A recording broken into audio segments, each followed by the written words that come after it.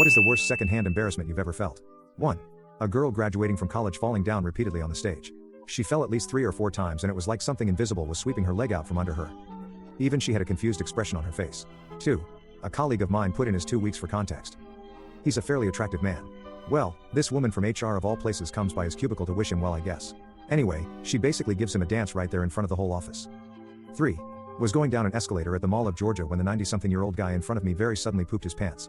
We were about 500 feet from a bathroom and he was wearing shorts. I felt so bad for him. My dad gave him his hoodie to wrap around his waist. I was very proud. He was my dad in that moment and still am. 4. Was at a dinner party when my friend's mother-in-law asked another one of our friends when her baby was due. She wasn't pregnant anyway. The mother-in-law should have simply apologized but instead doubles down with something to the effect of "it sure looks like you're pregnant." 5. I went to an open house and there was this older realtor helping the listing agent.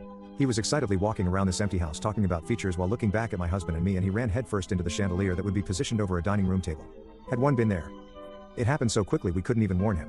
He got tangled in it and ripped it down as he fell face first to the ground, cutting himself up badly in the process. We both still cringe thinking about it. 6.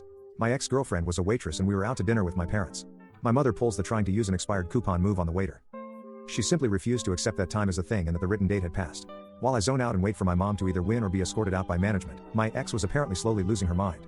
She suddenly snatches the dollar bill-sized coupon from my mother's hand and eats it, literally tore it and shoved the pieces in her mouth.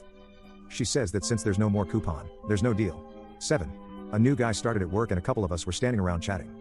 A lady that also works there who is fairly rough around the edges walks by and the new guy looks at the other guy we were chatting with and states, "Damn, I feel bad for her husband." It was her husband we were talking to. 8.